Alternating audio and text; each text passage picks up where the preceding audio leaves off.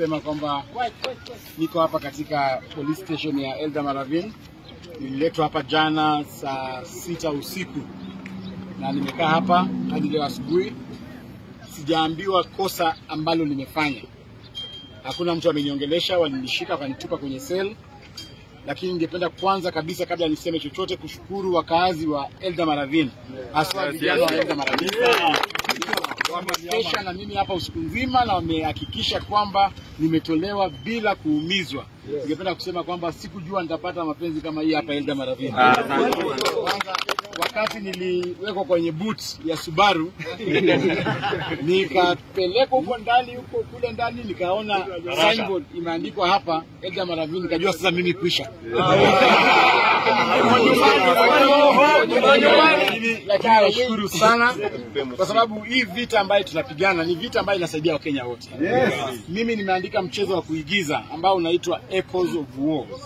Mchezo huo unaonyesha tu kwamba zile shida ambazo Gen Z wanapitia katika Kenya yetu.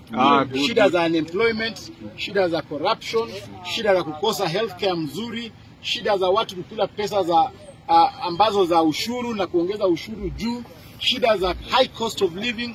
Nilisema kwamba mnajua vizuri sana nilifanya kazi na Rais William Ruto na tukatengeneza serikali. Wakati tulikosana kimawazo, nilisema mimi sitakuwa kama wanasiasa wengine waende kwenye podium waanze kutukanana. Hapana, nitatumia talanta yangu kuexpress yale ambayo yako moyoni mwangu. So nimeandika mchezo huo na bahati mbaya ni kwamba wamekataza wasichana hao kuperform katika nationals. Mimi ningependa kusema kwamba kwanza nasherekea wale wasichana wa Butere Girls. Wale wasichana hao ni mashujaa. Hao ni mashujaa kwa sababu wamejionyesha kwamba hao ni wazalendo wa Kenya. Wamekuwa tayari kupigania wa Kenya, wamekuwa tayari kuonyesha mchezo wao, na leo vile wamepelekwa kwenye stage na mapolisi na bunduki, wamesema kwamba ile play ambayo wataperform leo peke yake ni ile national anthem. Hiyo ni ishara ya uzalendo katika nyoyo za hao wasichana. Ningependa kuwasherehekea na kuhakikishia Wakenya kwamba mchezo huu Echoes of War utafanywa. Kama utafanywa na wasichana wa Butere ni sawa. Na kama hautafanywa na wasichana wa Butere, tutatembea Kenya nzima. Tutafute wale watu raia wa kawaida. Tutakuja hapa Eldama Ravine mtupatie actors wakubwa na wazuri. Na mpaka nyinyi wenyewe mfanye hiyo mchezo. Na tutahakikisha William Ruto mpaka ataona hii mchezo kabisa.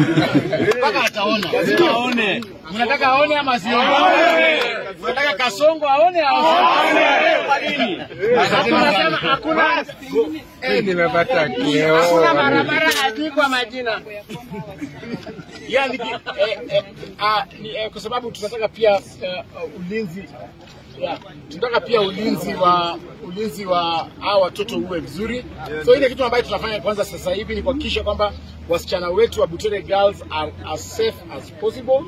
Tuhakikishe kwamba wamekaa mahali pazuri na hawajadhulumiwa na mtu yeyote. Mimi ningependa tu kuomba kwamba wale maafisa ambao wanatumia excessive force kwa watoto wa shule waache kupiga watoto wetu wa Butere Girls. Hao watoto hawana makosa, hao watoto ni wazalendo na hao watoto ni wa Kenya. Ningependa kusema kwamba Mheshimiwa Eugene Wamalwa karibu anafika hapa na waheshimiwa wengine wanafika kwa dakika 5 tutakuwa anafika alafu tutaweza malizia. Labda tu kidogo mheshimiwa, labda raia pia waongee hapa. Makosi kabla raia waongee, nasikia pia wasichana 15 ya Butere Girls are missing. Sijui that is why nimesema kwamba tulikuja na watoto 38 wale ambao walikuja kuperform play hii, lakini sasa hivi tunaambiwa kwamba watoto 15 hawapatikani.